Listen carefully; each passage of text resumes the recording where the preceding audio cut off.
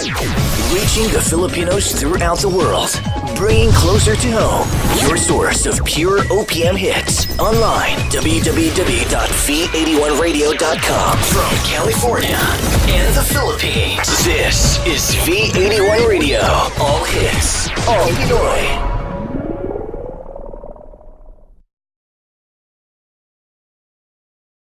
The views and opinions expressed by the host do not necessarily reflect the official policy or position of those from V81 Radio Management.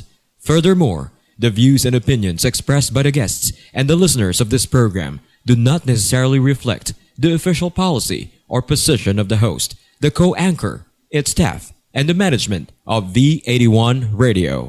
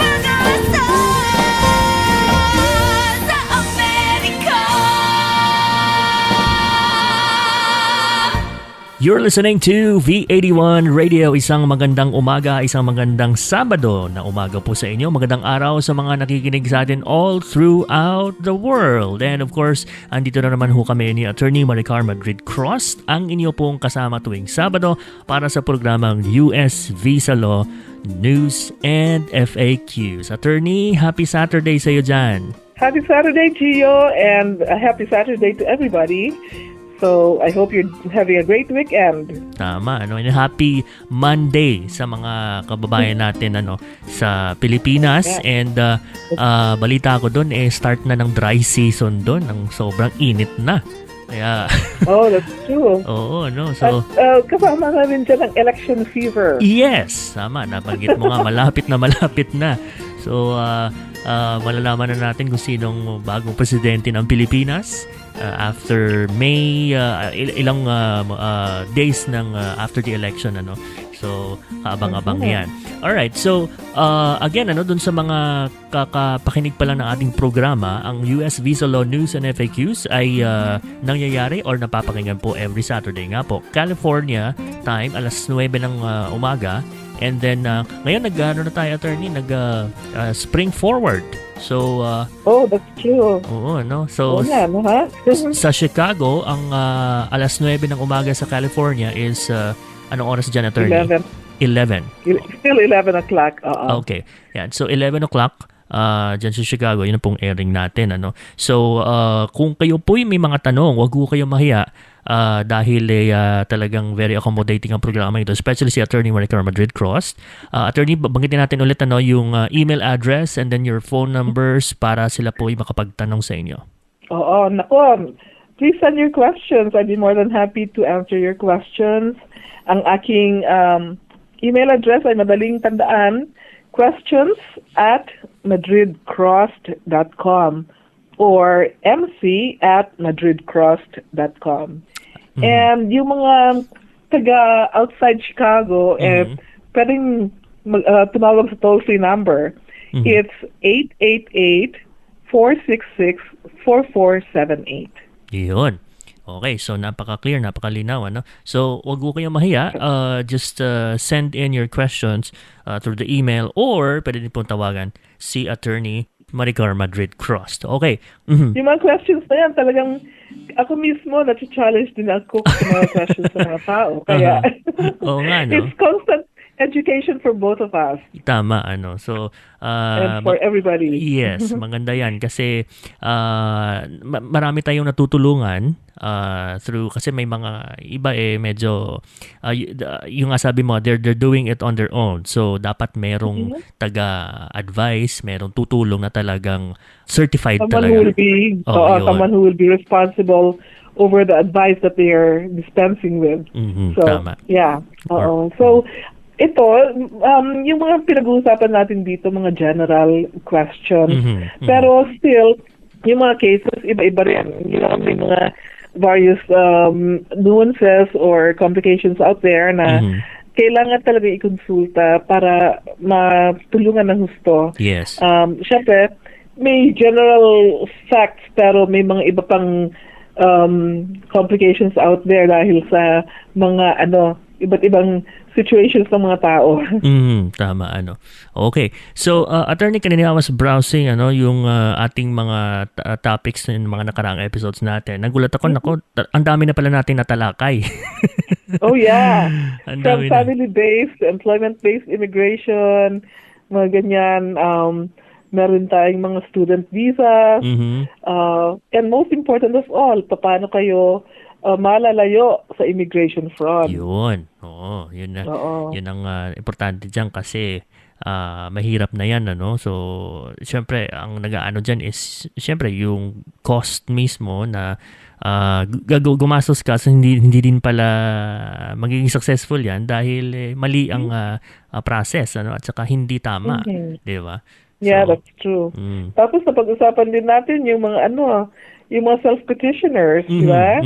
Tama. Yung mga those who are the victims of violence, battery, mental cruelty, at saka yung mga U-visa, yung mga victims ng crime, certain crimes, not all victims of crimes are eligible for the U-visa. Actually, personally, attorney, yung self-petition, parang, personally sa akin, parang first time ko narinig yun sa'yo lang yun So, sabi ko, mayroon palang self-petition. So, yun. So, Oo, dahil, yeah. because of those sad circumstances din naman.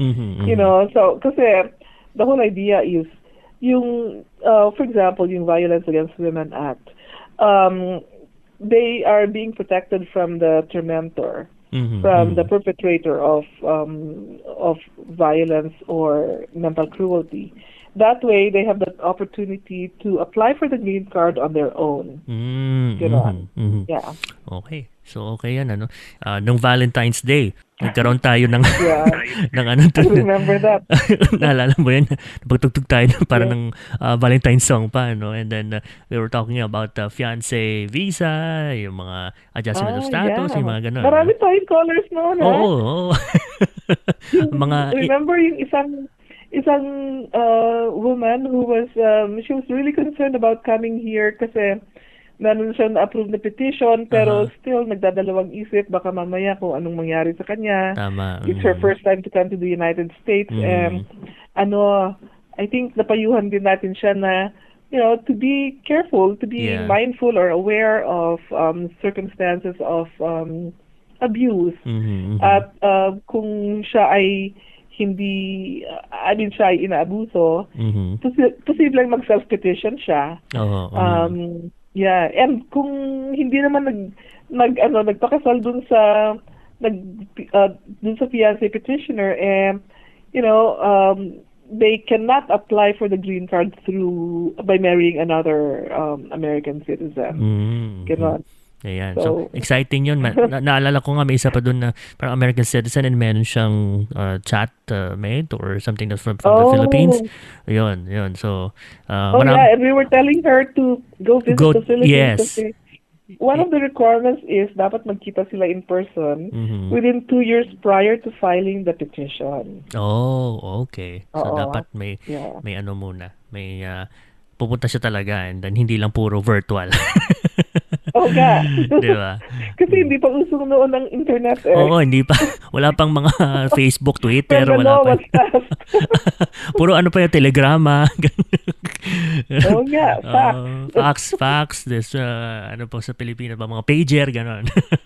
Text, ayan.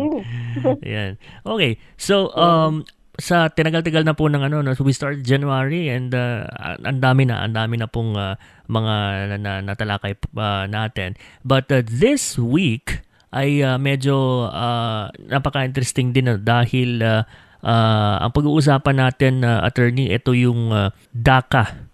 Ang sinasabi na nating DACA. Ito yung mga tinatawag na dreamers. Dreamers. Na, oo, kasi, well, ever since, kailan ba yun? More than 10 years na, more than a decade. There's Senator Durbin, actually he's from Illinois. He's been promoting and proposing yung DREAM Act. That way, yung mga kabataan na nakarating dito dahil yung mga parents nila, dinala sila dito, at walang status, they're very talented, pero they cannot move on because they cannot apply for social security number and things like those. So year after year since Senator Durbin introduced that bill, the DREAM Act, hindi siya advance, no? And so in June 15, 2012, that was in 2012, President Obama had this announced an executive order, yung tinatawag na DACA, Deferred Action for Childhood Arrivals.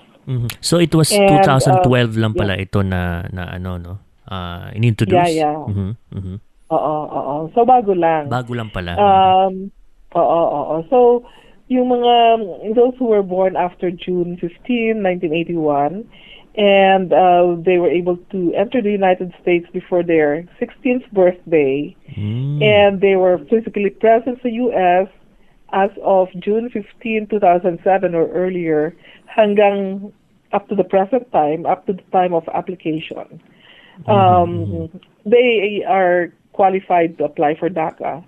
And of course, may mga iba't ibang conditions pa na they should have been physically present in the U.S. when the executive order was announced. At saka, dapat hindi sila, wala silang conviction for a felony or yung tinatawag na significant misdemeanor, which is really not really defined clearly. And dapat wala silang 3 misdemeanors. Kumbaga parang yung 3, on the count 3, on the third count you're out. Parang ganun. So, ayan. yeah. So, nakikita ko nga minsan sa ito nga well, on TV and then on social media na may mga qualified for DACA, kaya lang yung turnout, yung rate ng kanilang is mababa. Parang inaano nga nila na dapat wag silang mahiya, come out and then apply for DACA, no? Sometimes rin yung problema is the documentation, kasi kung minsan, because they are wala silang mga social security number and nagiging spotty yung documentation. So they cannot, sometimes the challenge is proving that they were physically present in the United States throughout the period from June 15, 2007 hanggang sa time of application. Oh, okay. Okay, so medyo challenging din pala to provide the documentation. Okay, in line with the DACA, meron tayong natanggap dito na email sa ating mga tagapakinig, allow me, attorney, to read the question. Ito pong question niya ay galing kay Henry. Sabi ni Henry Villasis, good day, attorney and Gio. How many percent po ang rate of approval for DACA cases or applications? Kanina sinasabi natin yung mga requirements and documentation. Sabi niya dito, if you meet all the qualifications, gaano ba ka-sure na ma-approve ang application mo? Okay. Well, I always tell my clients na ang isang abogado ay hindi guarantor ng outcome. Of course, everything has to go through a decision-making process. Yes. Pero if you meet the requirements, syempre may checklist yan, may mga checklist ng mga documents and all that stuff. Well, so far, yung mga applications na pinafile namin, we comply with all the requirements. And na-approve naman sila. Of course, ang challenge dyan, I mean, we rely on the honesty of the applicant na walang complications. Na, like for example, yung mga crimes, felonies, and things like those. But, you know, it's easy also for us to find out kung may mga felonies naman kasi these are public records. So we try our best also to see to it that our clients are really qualified, and we vet our clients para to make sure na hindi masayang yung pera. Oh, okay. So, yan, narinig mo, Henry, So, Henry Villasis, thank you for sending your question. Another question, attorney, ito naman, hindi ito related sa DACA, pero it is something to do about DAPA. DAPA. Parang ngayon ka lang ito narinig. Ano pong DAPA po? DAPA is the Deferred Action for Parental Accountability.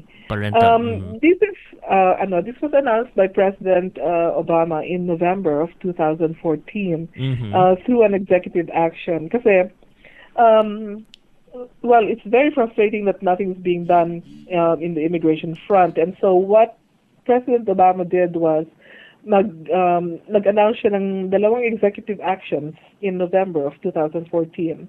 Yung extended DACA at saka yung DAPA. Yung DAPA benefits the parents who have U.S. citizen children. Ganon. Na kung ganon yung situation, supposedly dapat yung mga those parents who are here illegally na may mga anak ng mga U.S. citizens, dapat makakapag-apply sila ng employment card just like the DACA recipients or beneficiaries. Ganun. But well, these two executive actions were actually challenged by several states. So nagkaroon na ngayon nag-file ng ng case sa Texas until in appeal, and then yung appeal I mean it's pending now at the U.S. Supreme Court. So nag-decide ang U.S. Department of Justice. Actually, the U.S. Department of Justice wanted to make that the extended DACA and DAPA effective. So they went through the court system in order to argue for the implementation of DACA and extended DACA and DAPA. Okay. Well, yung appellate court ruled in favor of those who were challenging these executive actions. So now nag-file ng appeal ng appeal yung US Department of Justice sa US Supreme Court. So pending yan ngayon sa US Supreme Court. And we're expecting mga siguro bandang June magkakaroon ng decision, but of course, there's a lot of things are more complicated now that there are only 8 members of the Supreme Court, so we'll see what happens. Yeah. Sana sana maging ang outcome nito maging positive dahil I'm sure maraming makaka-benefit just like DACA. Yeah, at saka magbe-benefit din naman ng US government through the taxes being paid, being filed by those who have employment authorization. Tama. So, okay. So, it's a win-win. These are win-win programs. Pero, unfortunately, they are the victims of, how do you call this, ang tawag ito, ng political, political strife. Yeah. May konting mga gusot-gusot. Siyempre may mga siguro iba hindi favor na pero sana mapush to itong DAPA. Well, in connection sa kaya ko nabanggit yung DAPA attorney kasi itong si Mirna Susan ng Florida, sabi niya, where can I get my application paper and where can I submit my application for DAPA? Wala pang DAPA wala here pa. na. So, just hang in there kasi we'll see kung anong mangyayari. Pero kung merong nagsasabi sa inyo na pwede sa kayong mag-collect ng mga documents para yung DAPA you're ready as soon as the court rules in favor of DAPA. And the very fact that it's being subject to decision-making process by the court system, ibig sabihin wala pa yon. Tama. And posibleng magkaroon ng mga regulations na hindi pa natin alam kung paano gagawin yung DAPA. Alright. So kung merong mang lalapit po sa Mirna, kung sino man dyan na pinapasubmit ka na ng paper o na application, kung ano man dyan, wag kang maniwala dahil wala pa yan. So especially if you're being asked to part with your money. Yes. Wag na wag. Talagang wag na wag. Wag na wag kasi yung DAPA, wala pa. Oh, wow. That's right. Yun. So, gano'n na lang sa pag may nagtanong ulit nun.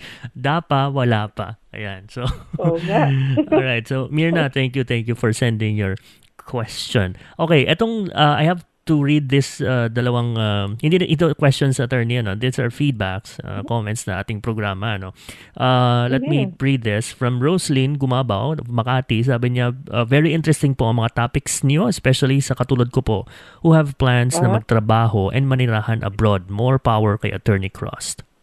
Ay, thank you naman. And please listen to our episode that discussed working visas. And I'm sure tatalakayin natin yan. Kung may mga questions kayo, please send in your questions so that we can further clarify kung ano man yung mga doubts and curiosities about the working visas. Tama. Another one from Jessie Alionte. Hello po from Visayas. Yung mga taga Visayas. Hi, Jessie. Na natin to kung sa Ilonggo pa Kasimanwa ni. Mga Visayas ni. Sabi niya nakikinig po kami palagi sa radio program ninyo po. Hello sa mga kamag-anak namin dyan sa Vallejo, California, sa family Alionte and family Domingo. Okay. Wow. Hello to all of you. Ayan, si Jessie Alionte. And tuloy-tuloy po ang ating discussion dito po sa ating episode na kung saan po ay tinatalakay po natin ang Deferred Action for Childhood Arrivals o yung tinatawag na DACA. Meron ho tayong caller, attorney. Meron ho tayong tagatawag. Siya po ay taga Philadelphia naman po. Okay, and nice. She is Jenny. Jenny, kamusta ka dyan? Mabuti. Magandang araw. Hi, Jenny. Musta po? Ayan. So, attorney, meron yata mga katanungan itong si Jenny, and then I heard yung meron siyang napaka-komplikado na tanong maya-maya. So, alamin natin, Jenny, do you have questions for attorney? Yeah, thank you. Attorney, pumasok po ako ng US ng 2005 with my 3 children. Mga grade schoolers pa lang sila, and we wanted to join my husband, the father of my children. Well, it turned out na meron pala siyang ibang kasama, so I worked hard to support my children. Sa awa naman ng Diyos, my daughter is turning to be fine young women. Okay? Nakatapos yung isa ng... thank you. Nakatapos yung isa ng nursing. Thank God, nakakuha na rin siya ng employment card. And then one is still finishing her degree dahil nag-asawa na rin ng isang US citizen at ngayon ay US citizen na rin siya. And yung bunso naman, maayos naman nag-aaral pa ng high school. So, attorney, I have 2 questions.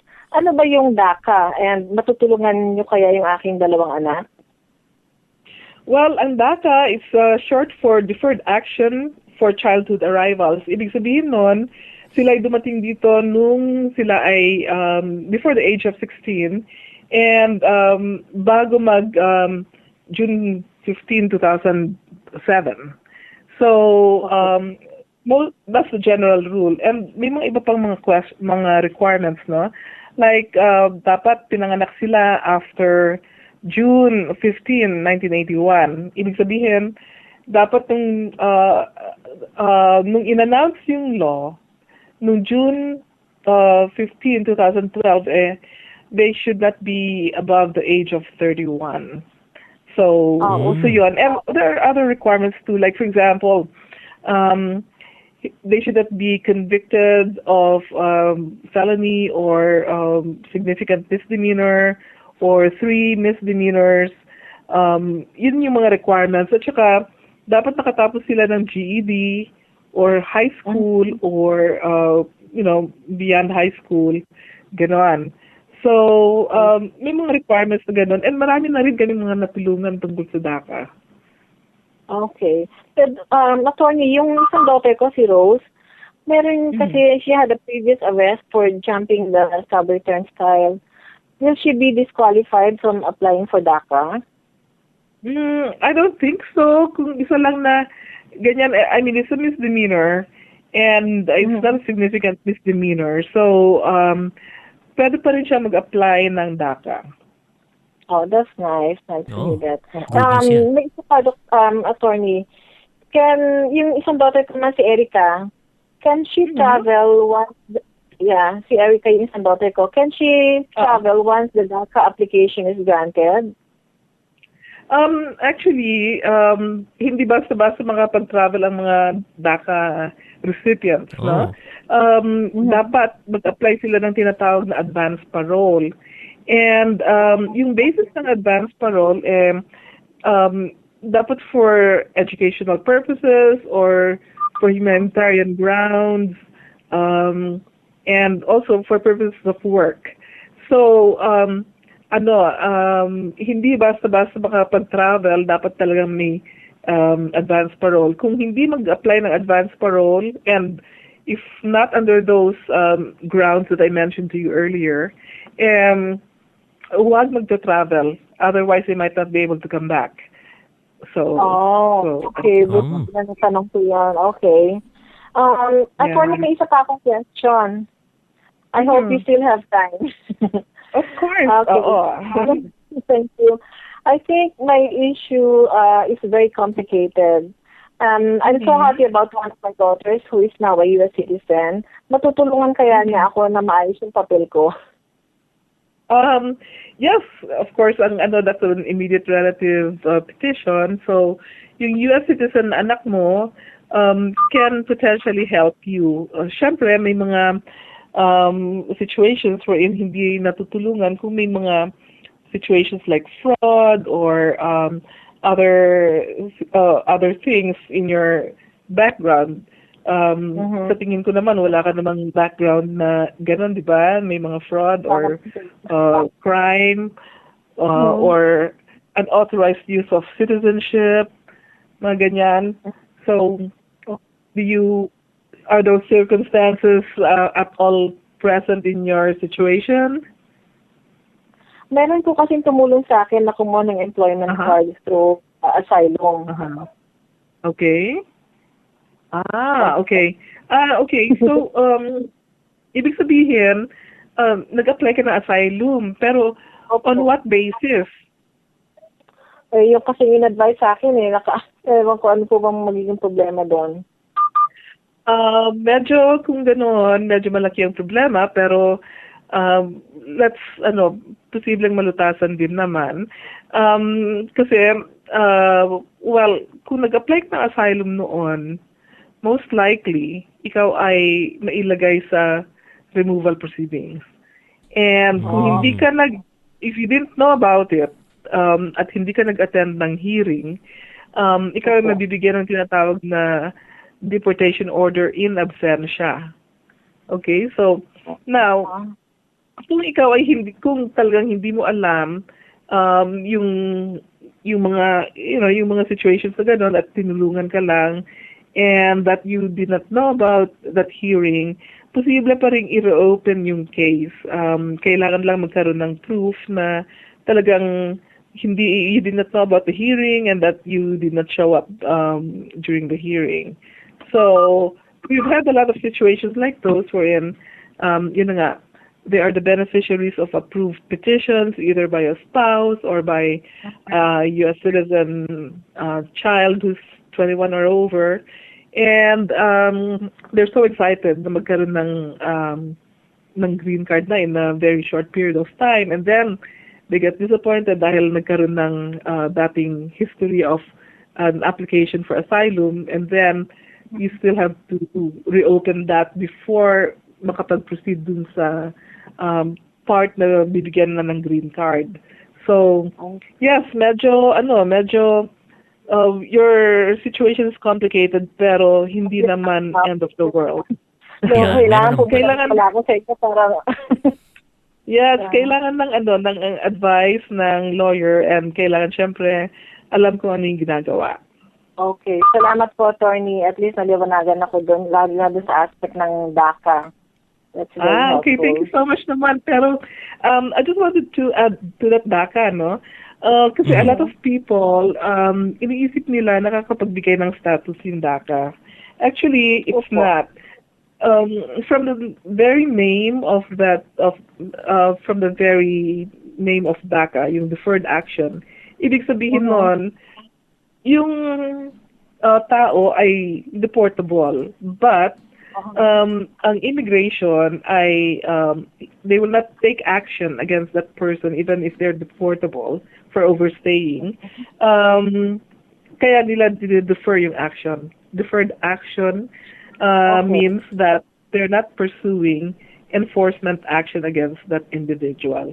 So, yung mga taong medyo natatakot na mag-apply ng benefit under DACA, huwag matatakot kasi as long as you meet the requirements, most likely you'll be granted that employment authorization card. So, makakapagtrabaho kayo ng legal at makakapag-apply din ng social security number. Okay. Oh, that's okay. Salamat po, attorney. Maraming salamat, Jenny. Maraming salamat din po. U.S. Visa Law, News, and FAQs with Atty.Maricar Madrid Crost on V81 Radio. Connected ka na ba? Kung hindi pa, like us and follow us on our social media accounts. Like us on Facebook, facebook.com/V81Radio. Follow us on Twitter @V81Radio. At maging updated all day, every day. V81 Radio. All hits, all Pinoy. Pinoy music ba ang hanap mo? Listen to V81 Radio anytime, anywhere. Now, you can download our official mobile apps for Android and iOS for free. For Android, i-download lang ang V81 Radio app on Google Play Store. For iOS, i-download lang at the App Store. Just type in V81 Radio. That's letter V, number 8, number 1, space, and the word radio. OPM hit 24 hours a day, anytime, anywhere. For desktop or laptop, you can also log in to www.v81radio.com. Kaya makinig na, kami po ang V81 Radio. All hits, all Pinoy.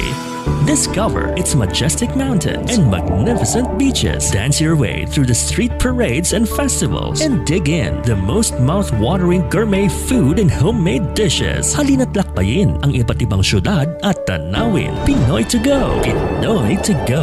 Island hop across 7,107 islands and see why it is more fun in the Philippines. Pinoy to go. Exclusively on V81 Radio and on our YouTube channel.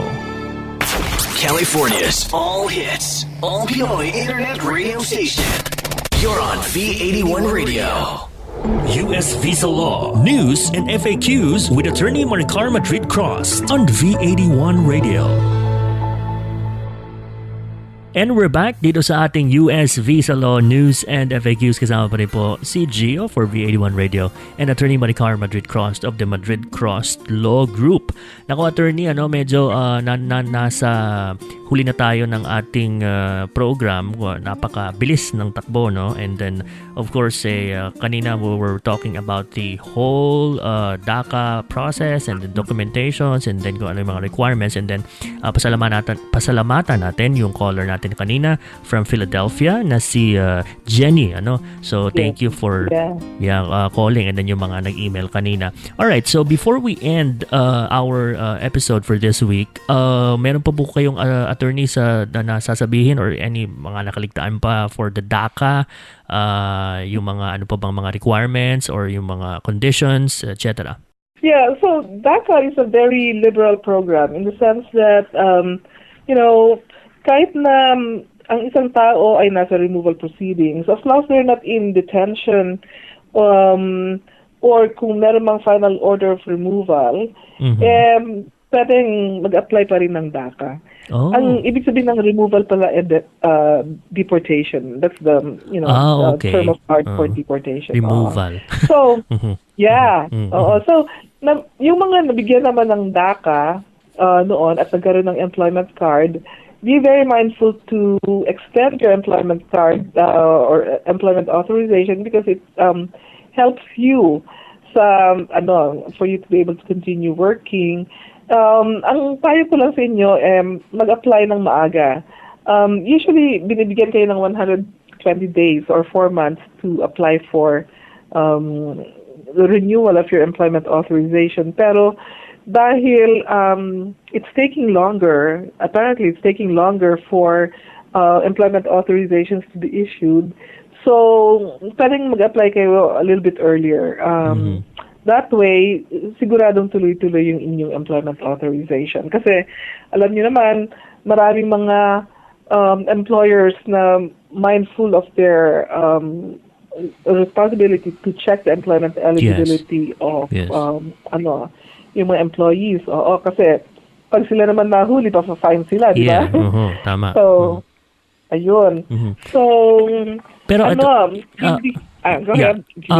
At may tanong lang ako na pag di ba mayroong deadline para may ganun na binibigay for applying the for renewing ganun. So paano pag nag-lapse yun? Pag nag-lapse, pwede pa rin naman mag-apply, pero yun nga lang, there will be a period of time na wala kayong employment authorization. So, yeah. But, don't let it lapse. Kaya, importante na intindihin nyo yung inyong mga status or what I'm saying is yung inyong mga immigration benefits. Yun. Avail of those. Avail talaga. Okay. So, malaking tulong yan sa mga quote-unquote dreamers natin kasi yan sila ang mga DACA recipients or Deferred Action for childhood arrivals. Ayan. So, medyo bago sa akin yan. Ano? Marami ako natututunan ngayon. Alright. So, I hope kayo po ay naliwanagan dun sa mga questions about DACA, and then we touch a little bit of DAPA, pero since wala pa naman yun. Again, if you want to have more questions for attorney, you can email her or tumawag po sa kanya, no? Talagang very open po si attorney na sagutin ang iba po yung mga katanungan through email, and then kung may ano pa pwede natin basahin yan in the next episode, di ba? So keep sending. I would like to add, no? Kahit saan man kayo, I'd like to emphasize that immigration is a federal practice. Ibig sabihin, kahit na we're I mean, admission in one jurisdiction is enough for a lawyer to be able to help clients wherever they are. So, huwag matatakot na magtanong. Tama. And kung kayo naman ay nangangailangan ng tulong, I can help you wherever you are. I'm in Chicago, I'm in New York, pero kung saan man kayo, we can help you. Tama. Alright. Next week, ang atin naman po pag-uusapan, ako na, silip ko itong topic natin. Very interesting na naman ito, no? Ang ating pag-uusapan next week, attorney, is all about? Unlawful presence. Maraming makikinabang dyan sa topic natin next week. And also about waivers, misrepresentation, Kagaya ng mga pumapasok using a different name, or yung mga tampered with na dates of birth, yung mga ganyan. Ay, nako. So we will discuss these things. Of course, hindi lahat naman matatalakay in 30 minutes, Yes. pero we encourage you to send in your questions, and then we'll discuss it over the time as we progress. Ayun. Okay. So, maraming salamat po sa mga nakinig, and don't forget, meron po itong replay kinabukasan Sunday, and then sa Pilipinas po Monday po ang replay nito. It's 9 o'clock na po ng umaga sa Pilipinas on Monday, ang replay ng US Visa Law News and FAQs. Maraming salamat for keeping us company, and then sa mga nakinig through our mobile app or through the website or through iTunes or through TuneIn app. Maraming salamat po for V81 Radio. Ako po si Gio. And ako naman ay si Maricar Madrid Crost. Maraming salamat din po sa inyo for listening. And if it's Saturday, it's US Visa Law, News, and FAQs. And tandaan, our inspiration is your success.